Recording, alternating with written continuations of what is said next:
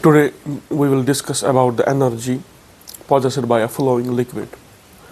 Now, a flowing liquid or a liquid in motion has got three types of energies. One is by virtue of its pressure, that is called as pressure energy. One by virtue of its velocity, that is called as kinetic energy.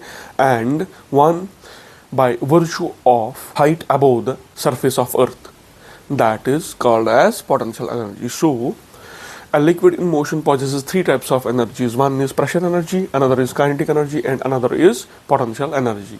Now for calculations, we will go for what is pressure energy per unit volume, kinetic energy per unit volume, and potential energy per unit volume, and we will go for what is potential energy, kinetic energy, and pressure energy per unit mass. Firstly, we will discuss energy per unit mass. Firstly, we will discuss about the pressure energy.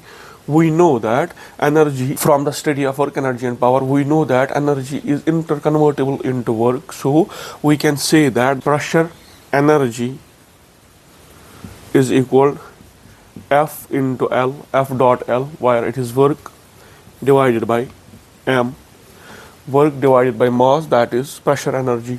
Now we know that mass is equal to density into volume, and also we know that volume is equal to area into length. Length and length goes, force divided by area is equal to pressure. So pressure energy is equal to P divided by rho.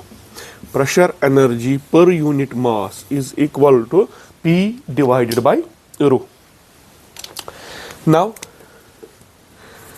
kinetic energy per unit mass, we know that kinetic energy is equal to 1 by 2 mv square divided by m. M and m goes, so kinetic energy per unit mass is equal to 1 by 2 v square.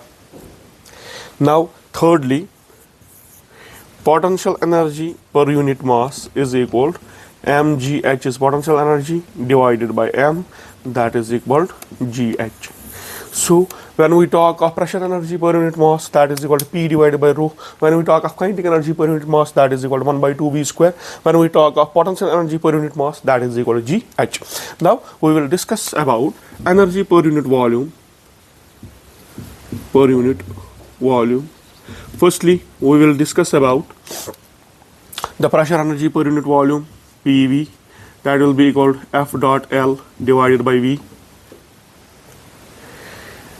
Now F dot L divided by V is equal to area into length. Length and length goes, force per unit area is equal to pressure. So pressure energy per unit volume is equal to the pressure. Secondly, kinetic energy per unit volume is equal to 1 by 2 mv square divided by V, where V is the velocity, V in the denominator is the volume. Mass per unit volume is equal to density. That means kinetic energy per unit volume is equal to 1 by 2 rho V square. Number 3, potential energy per unit volume is equal to mgh divided by V. Now mass per unit volume is equal to density. So potential energy per unit volume is equal to rho G into H.